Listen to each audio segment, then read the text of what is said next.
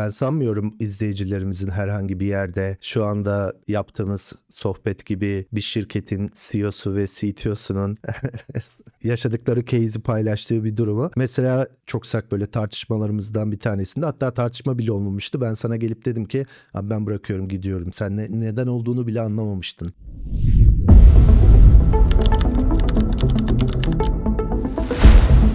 Hanımlar beyler hoş geldiniz. Bugün benim de kurucu paydaşı ve CTO'su olduğum Poylabs'in kurucusu ve CEO'su Ersin Güray'ı ağırlıyoruz. Ersin hoş geldin.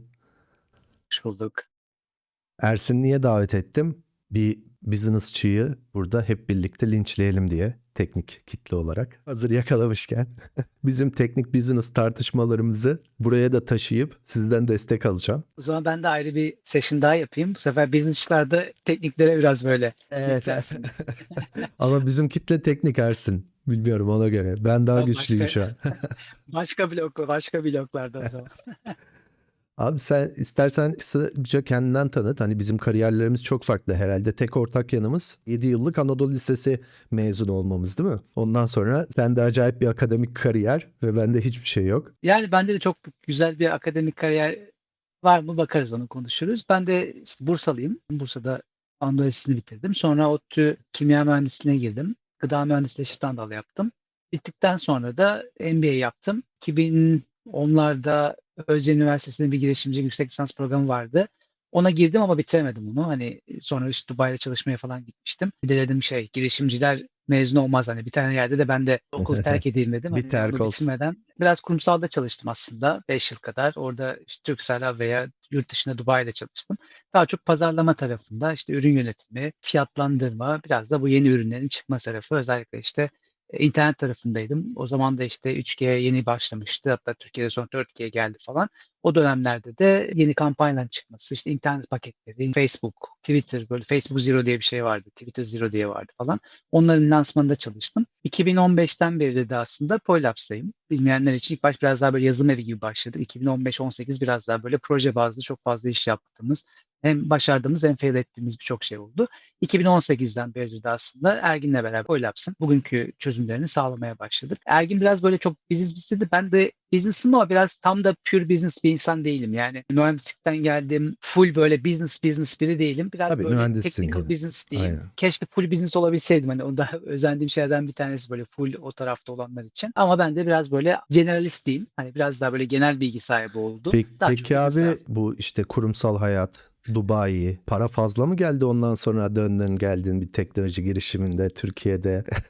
Biraz fakirleşeyim, para yakayım mı dedin? Niye Yani öyle oldu? şöyle, aslında ben hep bir şeyler kendim denemek istiyordum ama nereden başlayacağımı açıkçası bilmiyordum. Girişimciliğin en büyük zorluklarından bir tanesi o bence. İnsan nerede, ne zaman başlayacağını çok bilemeyebiliyor. Ya üniversitedeyken bir şeyler yapıp devam ediyorsun veya işte çok ilerleyen kariyer döneminde yapabiliyorsun. Ben de böyle Özyeğin Üniversitesi'nde bir girişimcilik programına gireyim. Bir şey yapamıyorum çünkü hani param da açıkçası yok. O zaman tabii ekosistem de çok Türkiye'de yok girişimler. İşte Yemek Sepeti, Sahibinden, Kahve Dünyası falan diye veya Simit Sarayı falan var. Sonra 2015 yılında bir fırsat oldu. Ben Dubai'deyken ufak biraz para kazanmıştım. Hem de o dönem Poylabs kurulmaya başlıyordu. Arkadaşlar bir şeyler deniyordu. Orada işte Gökhan Meriçler'le başlamıştık ilk başta. O çağırdı. Dedi böyle bir şey yapmak ister misin? Ben de zaten aklımda olduğu için dedim bu fırsat bu fırsattır. Öyle bir başladık da o journey'e. Tabii o üstüne bir sürü şey değişti etti ama böyle insanın dönüm noktalarından bir tanesiydi. Öyle bir şey olmasaydı belki hala şu an kurumsalda devam ediyor olabilir. Hep diyoruz ya, böyle top sahada çarpar hikayesi. İnsan aklında bir şey varsa bir şekilde karşıda fırsatlar geliyor. Belki ben hiç aklımda böyle bir şey olmasa öyle bir davet geldiğinde kabul etmeyecektim. Devam edecektim. Teknoloji şirketlerinde genelde hani Amerika'da, Silicon Valley'de de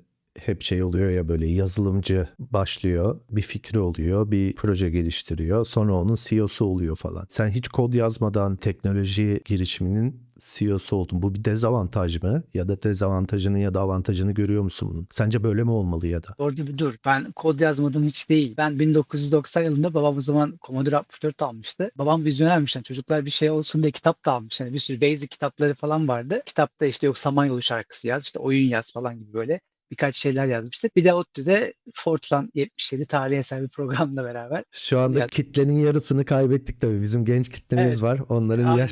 İşin şakası tabii, yani hiç kod yazmadım. Bence orada şey önemli. Eğer ekibinde bu işi bilen biri varsa sorun yok. Ama ekibinde böyle biri yoksa bence iş çok zor. Çünkü neyin ne kadar tutacağını, maliyetini bilemezsin, edemezsin. Yani şey de yapamazsın sürekli. 10 günde de bir, hayır abi bu 5 günde bitecek. Hayır bu, yani biraz orada birinden de destek alman gerekiyor. Yani günün sonunda yanında birinin olması gerekiyor. Girişimcilikte zaten çoğu yatırımcı ekibe bakıyor. Çünkü hani bir kişilik bir firma çok kolay değil yani. Hem her şeyi kendin yapamazsın hem de aslında biraz psikolojik olarak da tek başına çok zorlu bir yolculuk bu.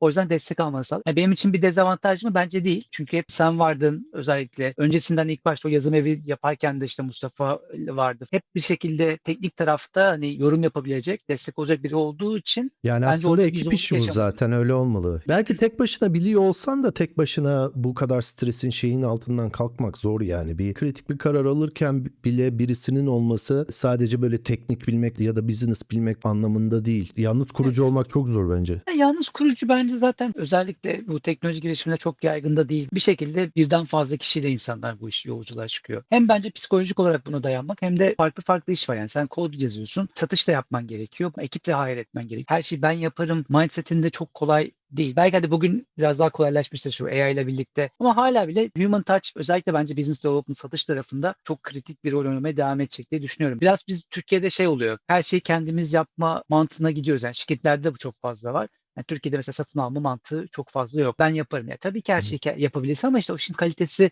çok iyi olmayabilir. Yani sen de ben de kod öğreneyim, ben de onu yapayım ama her şeyden azar azar yaptığında hiçbir yerde derinleşmiyorsun. İşin alameti farikası aslında o derinleşmede geliyor. Her şeyden az az bilmek güzel. O generalist olursun. Onunla breakthrough innovation veya başka şeylerin çıkması çok kolay gelmiyor bana. O yüzden hani doğru Evet. kişilerin, uzman kişilerin ekibiyle birleşmesiyle bu iş olmalı diye. Tabii kesinlikle bence de bir ekip işi ya. Sadece kurucular için değil. Bu arada AI da değiştirecek. Ekipler küçülecek ama yine ekip işi. Ya stresi, baskıyı, hayatı bile şey yapmak için paylaşacağın bir şey yarıyorsun. One man hayat nasıl mantıksızsa one man business'larda çok bence Yani sağlıklı değil yani. lifestyle business'ta sıkıntı yok. Yani lifestyle business olarak küçük bir şey yapayım, döndüreyim dersen okey. Onda bir sıkıntı Ne, olmaz ama ben büfe, işte tostçu büyüyeceğim. mesela. Hani.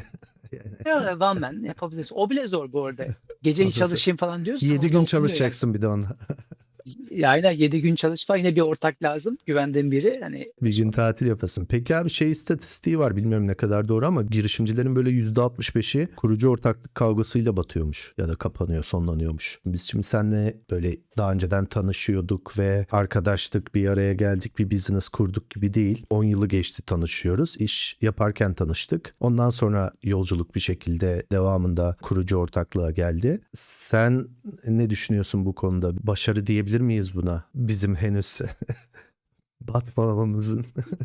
Bu Yani %65'in değil de buraya kadar en azından %35'in içinde olmamıza bir başarı diyebilir miyiz sence? Yani bu arada bakarsan çok başarılı şirketlerde de bu problem var. Belki hani işte Steve Jobs'ın hikayesinde de onlar Wozniak'la işte yaşadıkları, Facebook'ta aynı şekilde var. Bir de hani benim çevremdeki insanlarda çok fazla var. İşler iyiyken de zor, işler kötüyken de zor. Yani öyle bir şey ki ya, bu journey'de gerçekten hani böyle şey derler ya, beşer şaşar falan, hani biraz ona da benziyor. Bence çok net olmak gerekiyor baştan. Güven önemli ama işte işler çok değişebilir. Şirketin gelirleri değişebiliyor, riskler değişebiliyor, potansiyel değişebiliyor, insanlar yorulabiliyor. Girişimcilik böyle aldım. Var öyle örnekler de var tabii. Çok hızlı büyütüyorsun, işte 3 yılda şirketi satıyorsun, çıkıyorsun. Hani bu case'ler var ama çoğu işte Roller uzun bir coaster ya, yolculuk. sürekli ona Evet, dayanmak yani zor. bazen hep böyle şey diyorlar. Ben çok sevmiyorum bu tabiri de, kan, ter, gözyaşı çok böyle sevmiyorum. Çok şey yapıyor işi böyle. Hani sanki savaş mücadeleymiş gibi geliyor.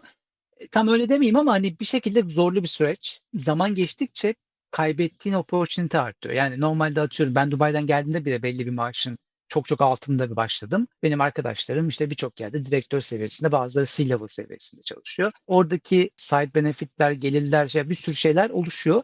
Sen bir yere kadar bunu kompanse edebiliyorsan. Geçen videoda Özgür'le de konuştuk. Büyük oranda çalışanlardan daha az maaş yazıyorsun Evet, kendine. evet. Yani o long term hayal için devam ediyorsun ve bu bir şekilde bir yerden sonra insanların sonuçta hayatı değişiyor. Burada belki sayı da önemli. 5-6 co-founder varsa hiç daha karmaşık hale gelebilir. 2-3 kişiler seviyesi iyi gibi geliyor bana. O yüzden baştan belki her şeyin çok net çizilmesi gerek. Söylenmemiş şeyler kalmaması lazım. Biliyorsun senle de biz bir ara öyle bir soru yaşamıştık. Sen hani Ben Tabii co-founder canım. mıyım? Kim yetki alacak? Kim karar verecek? Bu kararları beraber mi vereceğiz? Sen mi vereceksin? Hadi bir tanesini paylaşalım mesela, güzel bir örnek olur. Ben sanmıyorum izleyicilerimizin herhangi bir yerde şu anda yaptığımız sohbet gibi bir şirketin CEO'su ve CTO'sunun yaşadıkları case'i paylaştığı bir durumu. Mesela çok sık böyle tartışmalarımızdan bir tanesinde, hatta tartışma bile olmamıştı. Ben sana gelip dedim ki abi ben bırakıyorum gidiyorum. Sen neden olduğunu bile anlamamıştın. İşe alım yapıyorduk. Orada bir decision vermiştim. Ben onu içimde böyle Allah,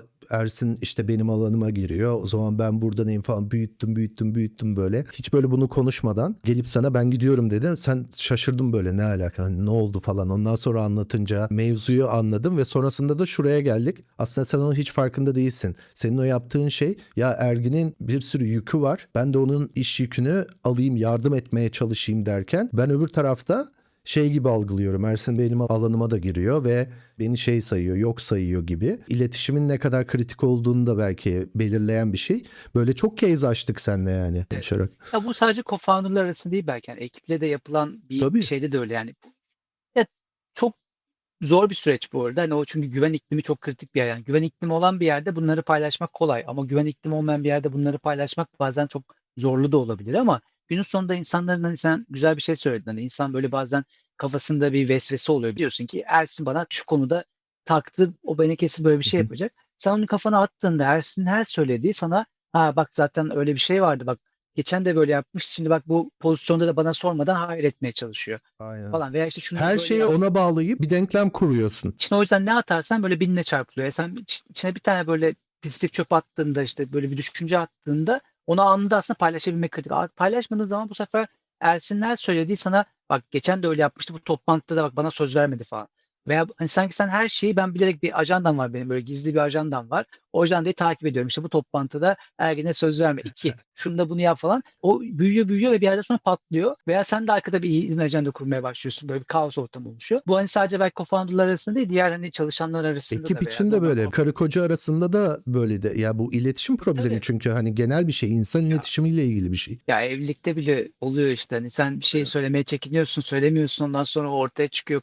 Kaoslar çıkıyor, şeyler çıkıyor. Ya, O yüzden açık iletişim gerçekten şey yani. ya buradaki kritik konu olarak bunun altını çizebiliriz. Hakikaten bir şey olduğunda, ama uzun vadede ama biraz daha kısa vadede biz hep problemleri bu şeyle aştık. Sonrasında alıştıkça bunu daha da kısaldı süre. Bir toplantıda bir şey yaşayıp seninle, toplantı bittikten sonra hemen arayıp ya bak böyle böyle bir şey dedim, bu niye böyle dedin? Ben işte böyle düşündüm, böyle hissettim gibi. Hemen o aksiyonları almaya döndü. Belki bir başarı olarak bunu sayabiliriz. Tabii bunu her zaman başaramıyorsun. Bazen daha iyi yapıyorsun, bazen olmuyor. Ya, insanın bu arada işte hali çok önemli. Yani halin kötüyse zaten çözmek çok kolay değil. Yani o an halin bozuksa, canın sıkkınsa, bu konu çok içerlediyse anında belki çözemiyorsun. Hatta böyle bir kavgaya gidecek bir tartışmaya Tabii tabii. dönebilir.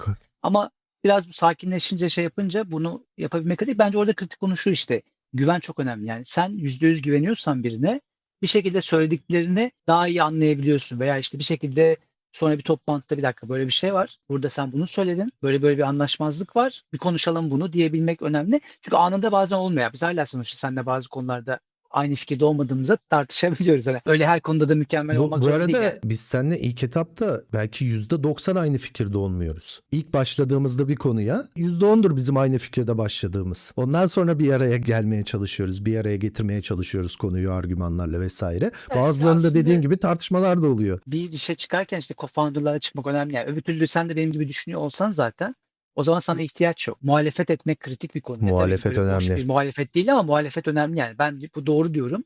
Kafamda bir şey var. Yani sen bunun gerçekten doğru olmadığını inanıyorsan ya diyorsun ki bu böyle olabilir. CEO CTO çatışmasın gibi de konumlandırırsan, senin hatırladığın bizim böyle tartışmamız. Ama ondan önce ben şeyi anlatacağım bir izleyicilerimize. Senin böyle en çok yükseldiğin anlardan bir tanesi, altyapı değişikliğinde çok uğraştığımız zamanlardan bir dönemde sürekli böyle sistemde sorunlar yaşanıyordu. En son bir tanesinde sana şeyi anlattık, problemi anlattık. Tabii müşteriye de yansıyor bunlar. Bu arada arkadaşlar en kritik nokta da bu. Yani business müşteriyle face to face iletişim kurduğu için tekniği yaşadığı ya da yaşattığı problemler onlarda bambaşka bir boyutta hissediliyor. Sen böyle abi yine mi sorun deyip ofisten böyle hışımla çıktın, çantanı alıp 15-20 saniye geçti. Geri gelip montunu unutmuşsun. Kapıyı vurup çıkıp böyle montu almaya geri geldiğinde bayağı gülmüştük. Senin Ya orada hatırladığın var işte mı böyle? ben diyordum ki bir ara özellikle bu pandemi öncesi ve pandemi zamanında falan ya Junior alalım. Paramız yok çünkü hani Junior Evet. alalım. Diyorum ki bir tane Senior alacağına 2 tane Junior al falan. Bunun çok kavgasını ettiğimizi hatırlıyorum. Evet. Sonra tabii Ergin haklı çıktı yani. Junior aldığın zaman tamam maliyet düşük, daha fazla kişi oluyorsun ama bug'lar fazla çıkıyor, problemler fazla çıkıyor. Bunları bu sefer business'a yansıması çok oluyor falan filan.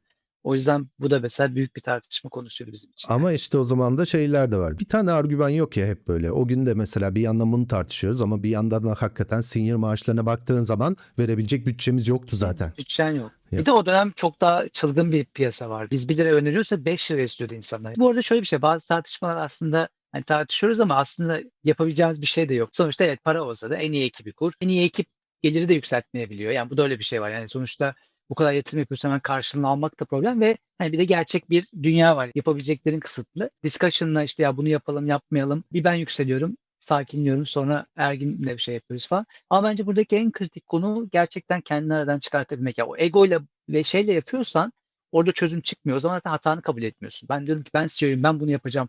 Masaya vurup sen nasıl buna karışırsın diyorsam zaten iş kopmuş demek oluyor. Yani o zaman zaten ortaklığın bittiği an oluyor o dönem.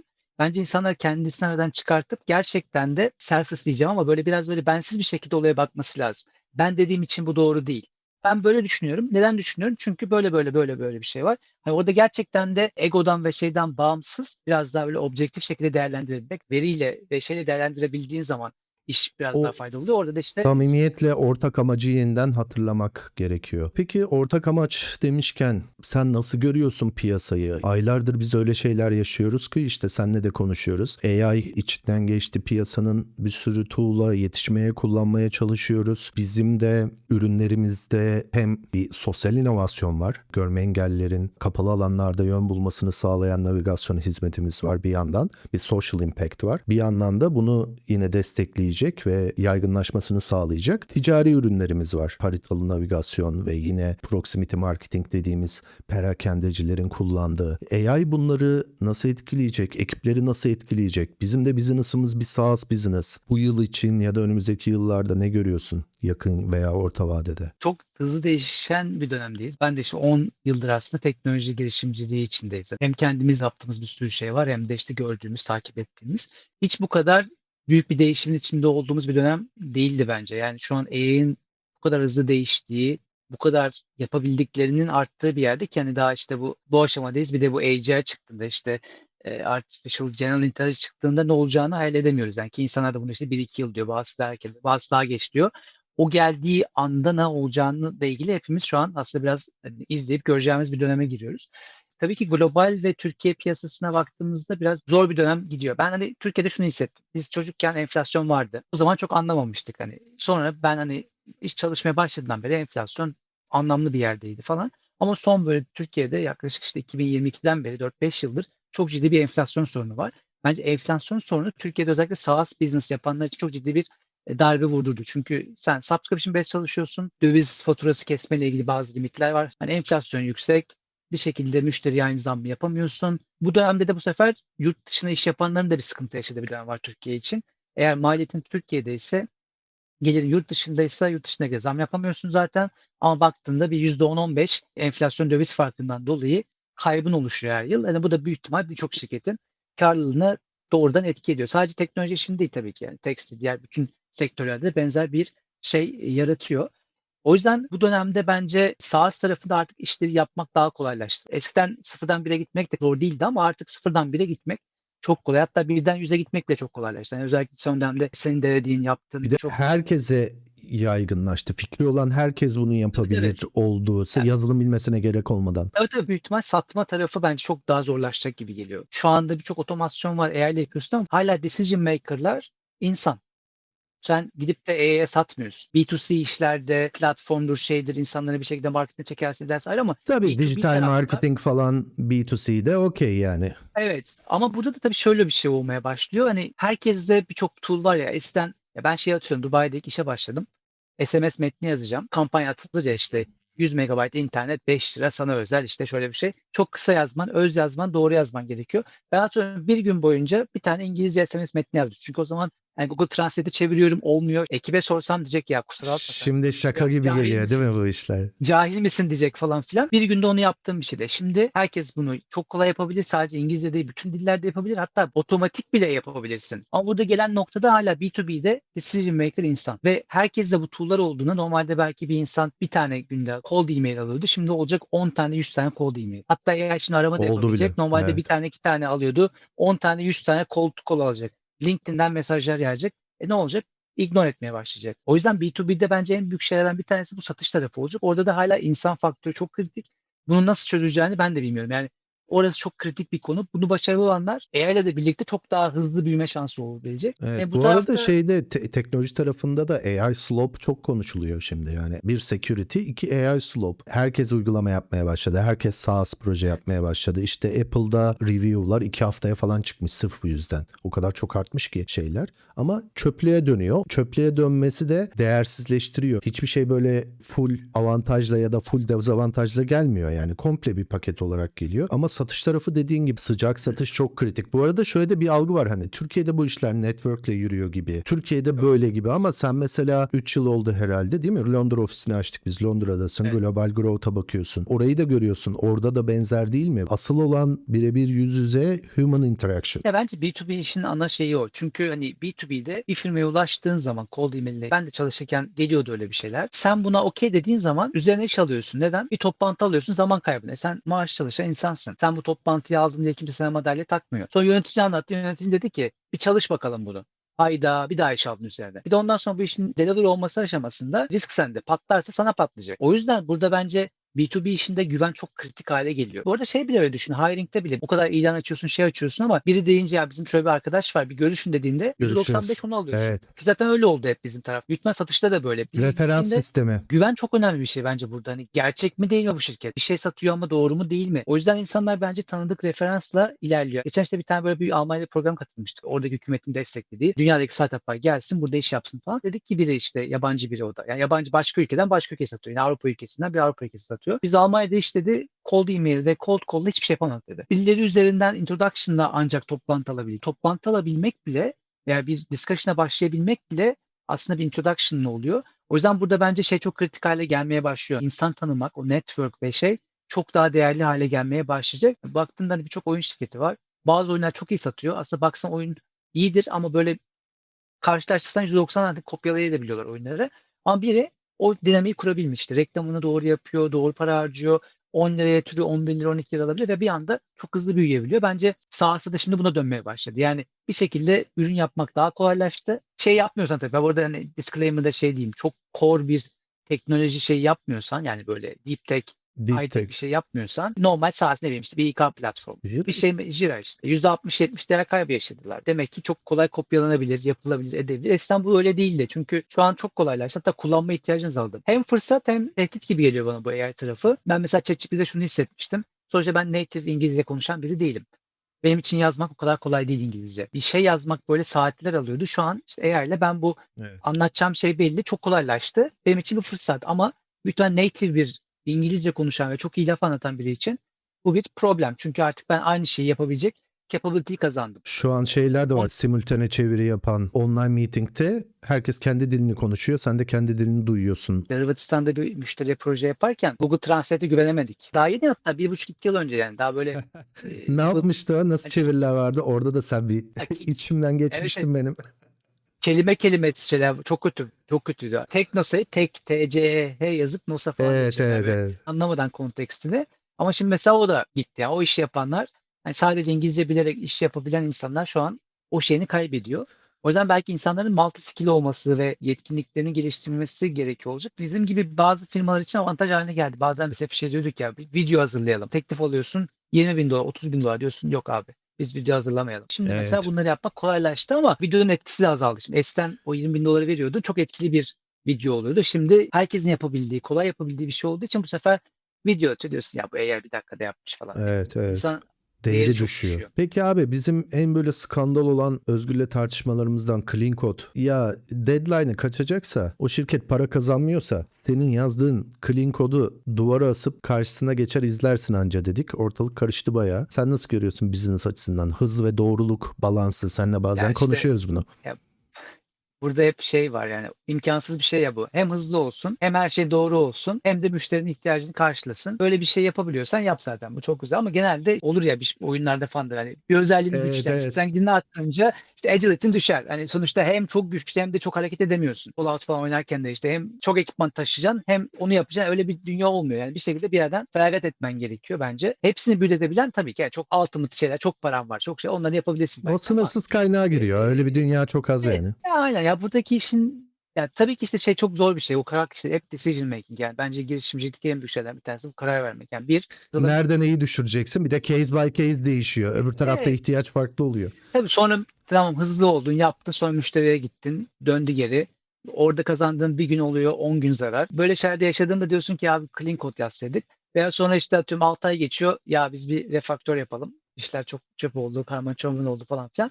Tek bir doğrunun olduğu bir şey tam yok. Ama tabii ki olabildiğince clean yazmaya çalışmak. Yine de böyle biraz açıklayıcı yazmak önemli. Yani Çöpe kod, atılacak bir şey olmaması lazım tabii ki. sen de kendi not alırsın ya, elle not alırsın. Sonra oku dersin abi okuyamam. Böyle bir şey yapıyorsa Aynen. o notu almamak daha kârlı oluyor. O kadar Evet. da kötü olmasın. Bazen yaşadık ya diyoruz. Abi bu nasıl çalışıyor? Bir bakayım. Bir saat sonra cevap geliyor. Abi diyorum hani kodu sen yaz. Yani bunun bir ufak bir notu yok mu yani? Böyle 10 tane 20 tane feature olunca ben bir sorsam 3 gün zaten o feature'ın ne yaptığını anlamaya çalışmam gerekiyor. Aynen. Güzel case'ler. O Buradan peki şeye bağlayalım o zaman. Senin hiç unutamadığın böyle teknik ekibin seni patlattığı bir case. işte biz lokasyon bazlı iş yapıyoruz. İşte mağaza içine bir cihaz koyuyorsun. Mağazaya gittiğinde kullanıcının orada olup olmadığını anlayabiliyorsun. Yaptık, sistem çalışıyor. Bir sıkıntı yok. SDK'yı denedim. Müşteri çağırdı ofisine. Ofise koyduk cihazları. Cihazın altındayım ben. Beni başka yerde gösteriyor. Allah Allah diyorum hani böyle bir şey falan. Öyle bir şey oldu ki artık biz müşteriye şunu anlatmaya çalışıyoruz. Ya biz bunu AVM ortamına göre tasarladığımız için ofis ortamında böyle sapma olması normal. Orada zaman kazanma. Yani fail ettiği iş falan neyse onların da yoğunluğu vardı falan çıkmak zorunda kaldık. Meğerse bu büyük küçüktür işaretleri yanlış konmuş. Hani eksili bizim şeyler. Hani normalde işte 70-90 olacak ya orada eksili olduğu için o küçük Daha işaretleri uzakta farklı olmuş gösteriyor. ama daha uzaktaki beacon alıyor. Bir düzelttik iş çözüyor. Çok basit bir iş ama bazen işte yaşadığım problem çok ciddi. Tabii clean code'da bunun olmamasını bekliyorsun. Bu kadar da basic bir şey olmasın ama mesela bu çok ciddi problemdi. O gün çıkıp hatırlıyorum. Tam bu söylediğim mevzu işte. Yani teknik ekip orada bir şeyler yapıyor ve sen müşteriyle yüz yüze o anda o stresle kalıyorsun ya, o business satış ekibinin Ya ya da iş geliştirmenin en zor tarafı o. öyle bir şey oluyor ki yani müşterideki bir saniye bir ömür gibi geçiyor. Yani o Einstein'ın izafiyet teorisi gibi falan. Ben bir kere seninle Problemi de şeyi de bilmiyorsun. hatırlıyorum. Müşteriyle test yaparken Zorlu center'da yağmur yağdı ve biz acaba test iptal olur mu diye bir umutlanmıştık. Orada da bir sıkıntı olmuştu bir bug'dan dolayı. Sahada bir de bug'ı çözmek çok zor yani. Hani kendi halindeyken onu hemen görüp şey yapıyorsun ama orada müşteri beklerken o bug'ı çözmek falan çok zor, çok stresli fena şeyler. bir yağmur yağmıştı hatırlıyorum. Hani o Evet. testi de bankaydı o da büyük bir bankayla bir test Evet, yapıyorduk. evet. Ya bunlar yaşanıyor tabii. Bunların her biri çok yorucu süreçler. Yani şimdi dönüp bakınca gülmek kolay da onu yaşarken çok da hani gülmüyorsun hani bir şekilde.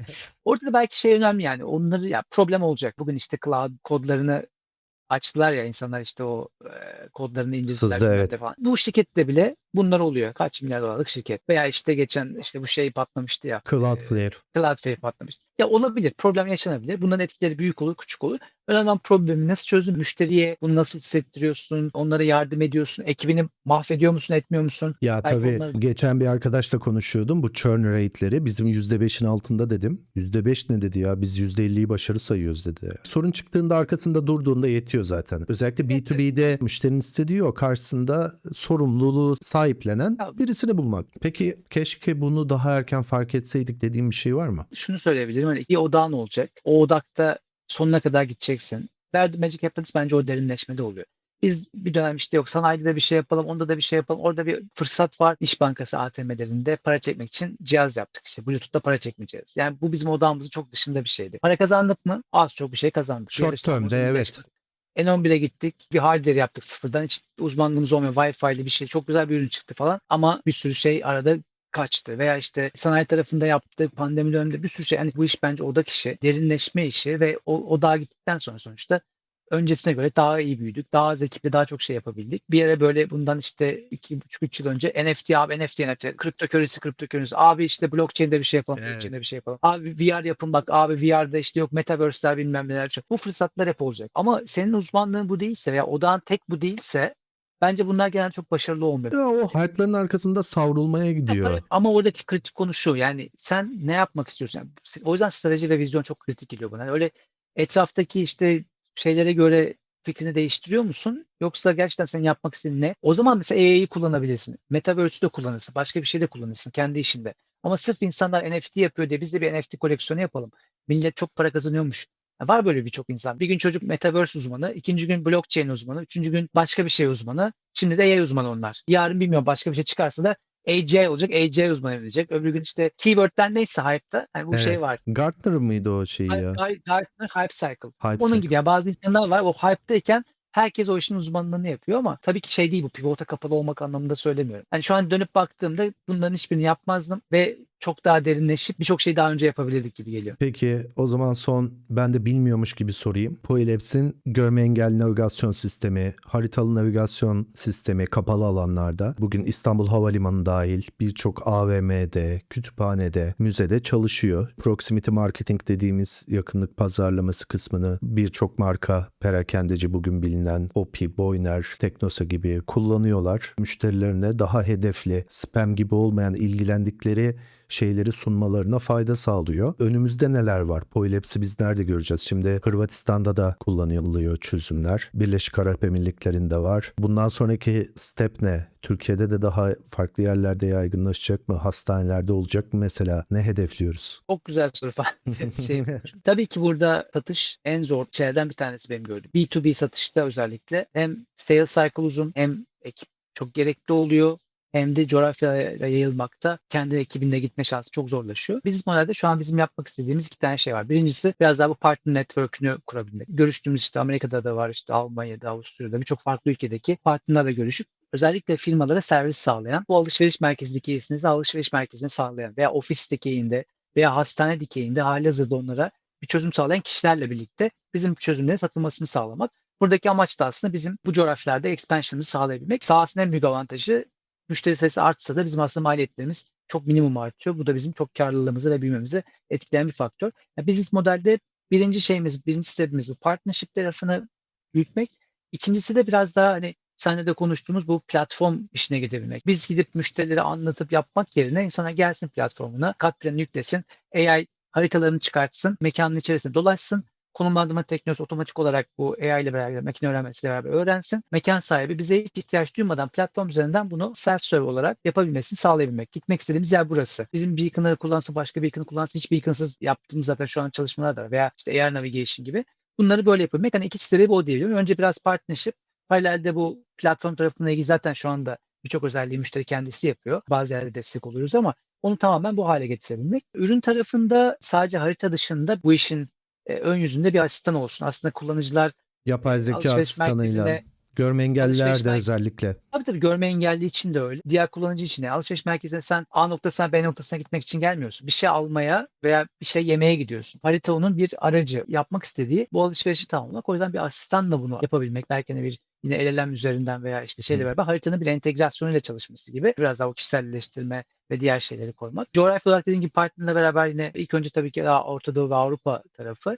Amerika biraz daha şu an aslında pazarın en büyük olduğu yer ama entry barrieri de çok yüksek. O biraz daha scale'den sonra gideceğimiz bir nokta olacak. Kapatmadan senin son sözlerini almadan söylemek istediklerini belki bununla birleştirirsin. Bizi izleyen çok genç arkadaş var. Şu anda öğrenci olan, mezun olacak, teknoloji, yazılım mühendisliği okuyan, bilgisayar mühendisliği okuyan. Bize de yazıyorlar sürekli. Ne yapalım? Junior işi bitti mi? 10 yıldan fazla olmuş bir teknoloji girişimcisi, teknoloji şirketinin CEO'su olarak önereceğin bir şey var mı onlara? Yeni zamanda benim de oğlum oldu. Şey diyorum, tesisatçı, sıvacı, elektrikçi olması çok mantıklı. Birçok şeyi ben demiyorum bu arada. Nvidia'da diyor, işte Antropin kurucular bir sürü insan şey diyor. Hani artık kısa vadede birçok böyle iş yerine böyle daha uzmanlık isteyen, el becerisinin El olduğu, robotiğin becerisi. de daha o kadar yakalamayacağı şeyler falan diyorlar. Ama yeni mezunat tarafında şu kritik. Uzmanlaşmak daha önemli hale gelmeye başladı. Bazen bakıyorum ilanlara, böyle AI ile ilgili ilanlar, şirketler ne arıyormuş. Çoğunda bakarsan hepsi PhD arıyor. Şu an AI'nin yaptığı işlerde hep böyle PhD level'ında çalışıyor. Evet. Ya öyle bir yolculuğa girmek için bence onu devam edeceksin. Yani ben AI'de bunu yapmak istiyorum. O zaman bence hani doktora, PhD, işte Yüksek master, lisans PhD doktoru. Hı hı. bunları yapmak gerekiyor bence. Eğer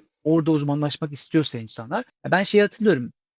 Bundan 3 ya 4 yıl önce sadece kod yazmayı bilen insanlar iş yapabiliyordu. Yani Evet, tabii hiçbir tabii. matematik bilgisi yok, şey bilgisi yok. İspanyolca bilmek gibi Python biliyorum deyip iş Aynen yapıyor. Python diyor.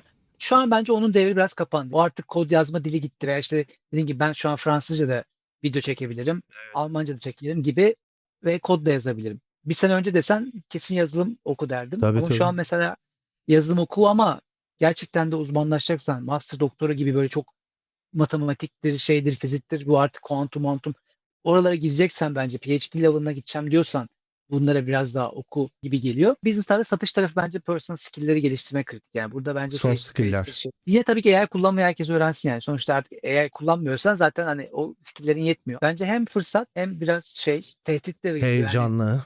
bir anda mesela şey oldum ben.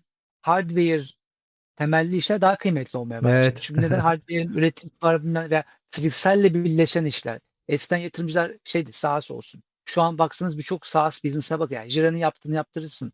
Tabii Kaç tabii milyar kendi dolarlık şirket. kullanacağın kadar yaptırırsın. Figma bile işte ya ben çok şaşırdım. Figma çok böyle yok çok iyi bunlar gidiyor uçuyor falan. Bir anda onların de Gitti gitti %60-70 hepsi milyar gitti. öyle bir dönemdeyiz ki yani değişim çok hızlı ve nereye gideceğini de bilmiyorum. AI ile birlikte bu sefer meslekler yaratılacak mı yok mu edilecek orası biraz gri bir alan Evet. gel. Yani mesela sanayi devriminde de el üretimden işte makine üretime geçiyorsun. Ama tüketim arttığı için hani insanlar fabrikada çalışıyor, para kazanıyor, daha fazla alıyor, daha fazla. Böyle bir cycle'da şey gidiyor ama bugün Oracle 30.000 kişi işten çıkartıyor. İşte 30.000 kişi ne iş yapacak bu insanlar 30.000 kişi? Evet. Yani sadece oradan da çıkartmış. 30.000 kişi alım gücü düştü. Mortgage'ını ödeyemeyecek. İşte ne bileyim araba almayacak. Ne olacak? Bu sefer diğer işler mi Bütün düşecek? ekonomiye Tamam, yansıyor tabii. Walmart robot koydu diyelim. Daha az insana yaptı ama satış acaba insanlar taşmayacak. Yani öyle bir şey geliyor ki bazen bana o geliyor. Yani insanlar nasıl para Aynen. kazanacaklar? Nasıl bir iş yapacak?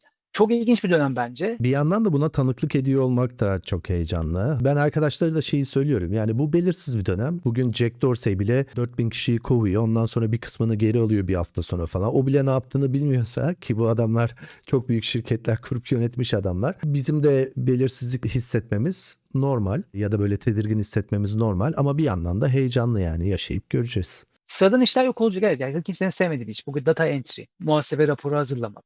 Ne Abi bileyim yok işte olsun çok zaten sıradan onlar. işler. Çok bile durdu ya yani. Bunlar yok olabilir zaten. O yüzden yani ne yapıyorsan her zamanki şey geçerli. Severek yapmak, hani isteyerek yapmak, derinlemesine yapmak. Bir de E'yi de bir şekilde işin içinde kullanmak Kullanmak bence gerekiyor. Yani. Ben mesela eskiden şeydim. Eğitim çok önemli değil diye düşünüyordum. Ama bu 10 yıldır şey önemli. gördüm yani. Bugün niye OpenAI böyle veya niye Anthropic böyle? Ya içinde kaç tane Stanford'dan doktorası yapmış, üniversite doktora yapmış Tabii. insan çalışıyor. Biz de işte Ar-Ge yapıyoruz bir sürü. Hocadan danışmanlık almamız gerekiyor. Öyle yani standart bir şey değil bu iş yani. En İşte basitinden bir şeyi öğrenmeyi öğrenmek, literatür taraması, onun üzerine geliştirme, onu planlama bu akademide öğrenilen bir şey. Lisansı ben şey yapmıyorum artık yani artık lisans üstünde doktora da o level'lara çıkmak lazım. Yani sen de az önce onu söyledin katılıyorum orada. Sevdiğiniz bir işin lisansüstü ve doktorasını yapıp orada da orada başarılı olmaya devam. eskiden de öyleydi. Ben kimya mühendisiyim ama şu an bir tane ver bana bir tane rafineriye götür. Patlatırım rafineri. Büyük ihtimalle hiçbir şey bilmiyorum ben. Abi çok O zaman teşekkürler. insanlara bilmiyorum şimdi. İnsanlara moral mi olduk, bir şey mi Onu yaptık? göreceğiz. Onu göreceğiz yani Çok gerçekten. teşekkürler. Zaman ayırdın geldin. Arkadaşlar Ersin Güray bizdeydi. Poelabs'in CEO'su. Siz de yorumlarda iyi bir co-founder ilişkisi böyle uyumla mı olur daha çok uyumla mı yoksa sağlıklı bir gerilim, sağlıklı bir tartışma ortamıyla mı? Fikirlerinizi paylaşabilirsiniz. Yaşadığınız case'ler varsa onları da bizle paylaşın. O zaman görüşmek üzere.